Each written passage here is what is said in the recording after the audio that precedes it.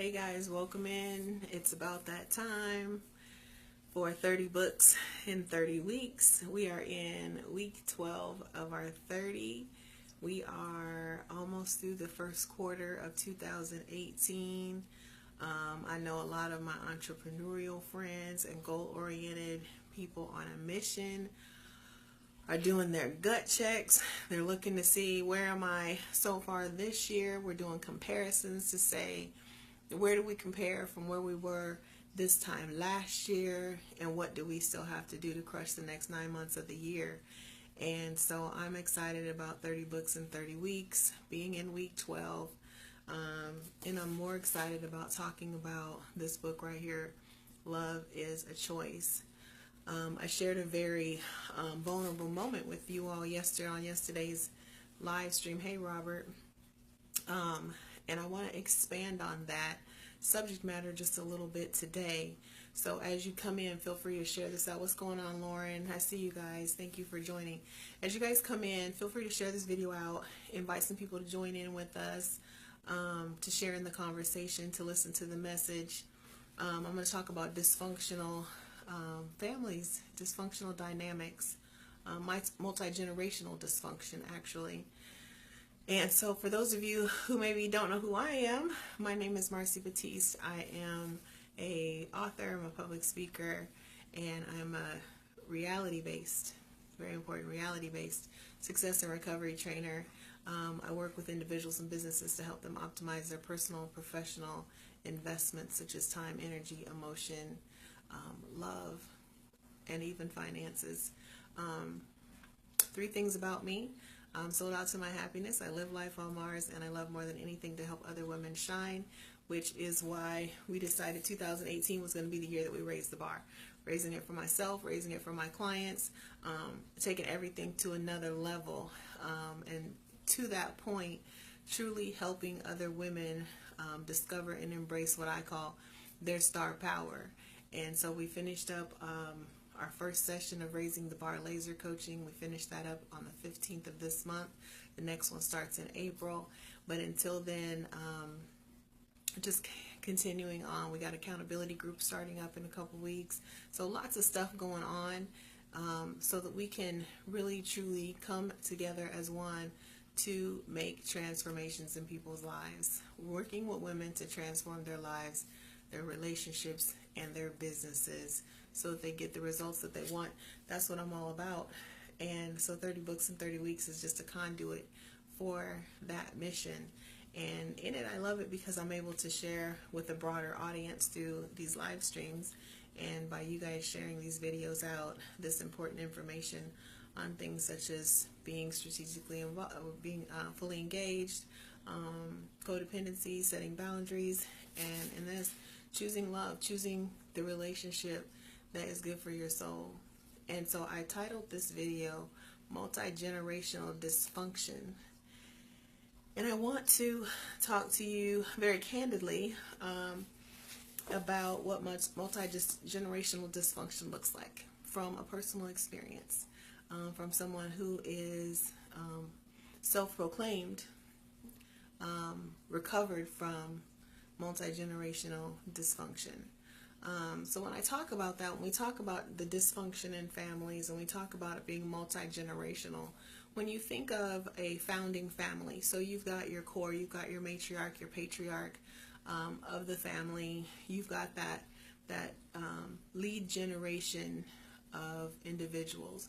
And I know many of us grew up in a time where, well, what's done in this house stays in this house, what's said in this house stays in this house, and that created a cesspool of dysfunction because people didn't have an outlet. Particularly children did not have an outlet. Children were at that time said to and told to, instructed to, directed to be seen and not heard. Go out the room. This is grown folks' business. But you know, we were all at the door with our ears to the door like, I want to hear, I want to know what's going on. So we're eavesdropping on grown folks' conversation, absorbing grown folks' information, and not understanding how to process it. So let me say that again. We were young people listening in to grown folks' conversations, absorbing grown folks' information and not knowing how to process it. So if you don't process the information that you receive, and you don't have processing, it allows you to think about it, understand it, and let the things go that don't apply to you. But when you don't know how to process it, then you begin to internalize it. And that's what I did. So I grew up in a household where there was domestic violence, for instance. And when we talk about multi-generational dysfunction, I don't want you to think of it from a standpoint, if my father was an alcoholic, then I'm going to be an alcoholic, or then I didn't pick up from that. No, I want you to understand that their dysfunction leads to dysfunction in you, but it might not be the same dysfunction that they had. So let me give you a personal example, which ended up being exactly what I turned out to be, exactly what I tried not to be because of my dysfunction. So I grew up in a household with domestic violence, was very, very prevalent.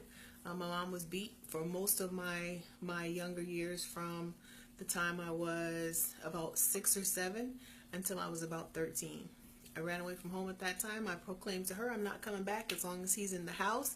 If you want to live that way, you live that way. And then I proclaimed to myself, I will never live that way. I will never be dependent on a man to provide for me.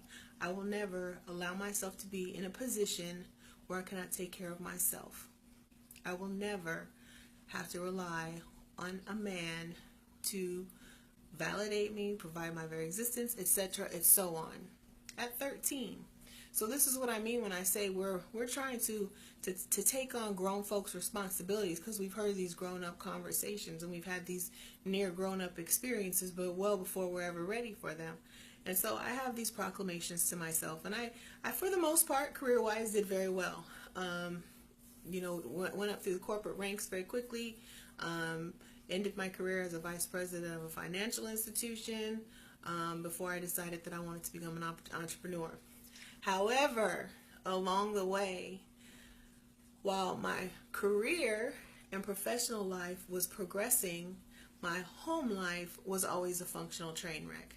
Functional from the standpoint that on the outside everything looked good, but dysfunctional on the inside, because I was a right hot mess 99% of the time. But I just learned to wear a really nice mask, and I made it look really good, and I made it look pretty easy, and I learned how to smile at the right times and say the right things. Learn to blend, become a chameleon. What's going on, James? Thanks for joining in. So that's what my dysfunction looked like. And so when I made that proclamation to myself, what that did, it did a couple of things. One, it told me that you will always, always, always have to put yourself in a position to provide for yourself. The other thing that it taught me was you can never depend on someone else. That's dysfunction. We are social beings intended to, and we need that interaction. We need to be able to love and to trust and to depend and rely. But I had trained that out of myself. I had trained it completely out of myself. So I come up through the ranks, corporate, doing good, making plenty of money, independent, financially. So I felt that I had lived up to what I had said I was pretty proud of, until it came to the point where I realized I'm freaking miserable. Personally, I'm freaking miserable. Hey, John. And at that point, I decided, what's going on, Eric? I decided I wanted a divorce. So I asked my husband for a divorce, get divorced. It solved a lot. It was a big burden off of me because I had entered into a marriage for the wrong reasons. We were just very different people. I was young at the time. There's a whole lot of stuff, a lot of baggage that never got unpacked because I had internalized it all, but I'd made it look so good that it seemed like I had it all together.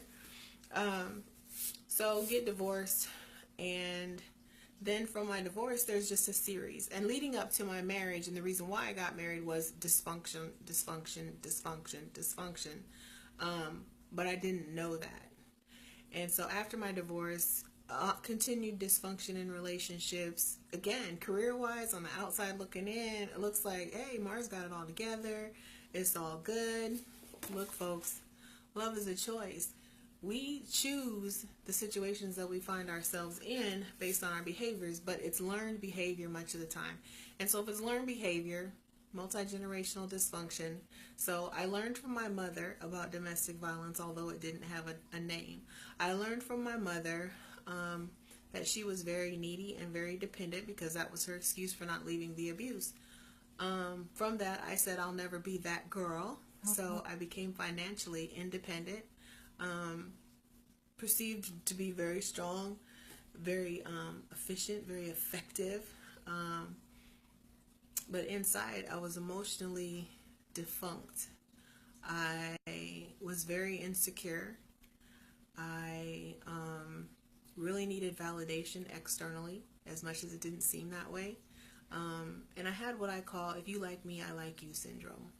So whether it was a love relationship or whether it was a friend relationship, if you liked me, I pretty much liked you. And I would acquiesce and accommodate to make the relationship be successful because I hated more than anything to lose. Still don't like to lose, but I learned that sometimes when you lose, you really win, and losing is a necessary part of life. And so from that, hey Bree, from that I realized, you know what? It's okay. You don't have to win every battle. You have to choose your battles, and then you have to really figure out, why do I want to win? And sometimes, like I said, losing is win. Sometimes walking away is winning. Sometimes giving up is winning, because if you save your soul and you save your spirit, then you win. But I brought all of the dysfunction from my childhood into my adulthood, but it manifested in a different way. So that's why when I started this video out, I said, just because your father's an alcoholic doesn't mean that you have to grow up to be an alcoholic for you to be dysfunctional. An alcoholic father could result in a workaholic son. That workaholic son's dysfunction then may manifest itself into a daughter who is, at this generation, stuck in her computer all the time. And so she's talking to people on the internet. And she's putting herself in harmful situations on the internet. She's talking to strangers online. She's meeting people up. Or it might be a son who gets involved in the gangs because the father's not around. And I'm using the father as an example, but you can replace mother with that. My point is, just because their dysfunction was one thing, you can be dysfunctional in a different way and equally damaging. But what my mother did affected me. What I did then affected my children. And at some point, we all have to stop and say, love is a choice. I got to choose different if I want different for me, if I want different for my family, if I want different for my children. So for those of you who follow me all the time, and you know that I have a personal mission statement, that is to love with my head, to lead with my heart, and to leave a legacy that my daughters can be proud to say, that's my mama, and this is what she stood for. Why is that important? It's important because I'm consciously aware that I have to be the conduit for my family to end the dysfunction. Does that make sense? I have to be the one who sets the stage, that says, you know what? The dysfunction that your grandmother had, and the dysfunction that I grew up in, and the dysfunction that I raised you up in has to stop now before it's too late. And unfortunately, I had situations come up where I realized, like, I had done damage. My dysfunction had done damage to how my daughters thought about themselves, their self-esteem, and so forth. And so I've had to retrain them through my own actions, through my own healing, through my own recovery. I had to cure my emotional bankruptcy before I could begin to tackle theirs. So multi-generational dysfunction doesn't have to go on. It doesn't have to continue. It's a choice. Dysfunction is a choice. Love is a choice. Dysfunction is a choice. So when you realize that you can be the one in your family to make a difference, you can be the one to say, you know what, the dysfunction stops right here. And that's what I did. That's what I chose. That's what I decided for my family. I wanted something different for my daughters. And, you know, I often say I prayed every night, like, I hope I haven't messed them up too bad. And, you know, I kind of say it lighthearted now, but it's real. It's real because I realized that I raised them. I was dysfunctional. They had a dysfunctional mom. I was a functioning, career-wise, and every outside appearance is very high functioning, but inside I was very dysfunctional. And because they were in the home with me, in the heart with me, they got that dysfunction. They saw that dysfunction. Yes, they saw the success, and they saw the ambition, and they saw the drive, and yeah, they picked some of that up too. But that emotional stuff, they picked a lot of that up too. And so I've had to consciously retrain myself and retrain my daughters to think differently about relationships, to think differently about themselves, to think differently about their value. So just because you're raised in a dysfunctional environment, maybe for generations, does not mean that it has to continue. It means you have the choice. You can make a choice to love differently. You can make a choice to lead differently. You can cure the emotional bankruptcy. I promise you, you can. That's what I do. That's what I do. That's what I help people do. So I know it's possible. You just need the tools in your toolbox to do it. And remember that love is a choice. Dysfunction is a choice. So is a healthy relationship. So is a happy relationship. Happiness is a choice. Success is a choice. But you have to end the dysfunction. You cannot continue and go blindly and think, you know what, I grew up in a dysfunctional household, but I'm all right. Look around. Your dysfunction probably just looks different than their dysfunction did. Like mine. My mom was very, like I said, very needy, very dependent. I was very independent, so I thought I had cured the dysfunction. But that need for approval, that need for someone to like me, someone to love me, for me to go out and seek that approval from other people, it was inbred in me. And so I had to train that out of me. I had to intentionally choose a different life for myself. I had to intentionally choose a different life for my children. I had to be strategic about sending a different message. And that personal mission statement, to level my head, means I can still love, but I got to use what's up here too. I got to think about it. I have to use my brain. To lead with my heart means, yes, I can still be a leader. I can still be powerful. I can still be in charge. I can still be the leader of the pack. But I have to be that with compassion. I have to be that with grace. I can't just put myself out there and just trample all over people and expect that that's okay. That's dysfunctional too. But then that to leave a legacy that my children can be proud to say, that's my mama. This is what she stood for. What do your kids say about you? What do you stand for? What's your legacy going to be? That's what you need to think about when you're thinking about making choices. Everything you do is a choice. Love is a choice. So when you get into a toxic relationship, if you're still in it, you staying in it, you're choosing to stay in it. You're choosing. And domestic violence, it's not a choice, but there's a whole lot of dysfunction that leads up to that. And that dysfunction is what makes it hard for women to leave, for men to leave, for individuals to separate when relationships get toxic, when they become damaging. It's the dysfunction that's inbred in us. You can't do it alone. Get help. It's okay. Ask for help. Reach out. There are people there to help you. I'm here to help you. My inbox is open 24 hours. So if you guys want more information on reality-based living, if you want to sign up for an accountability program, some coaching, whatever the case may be, you just need to talk.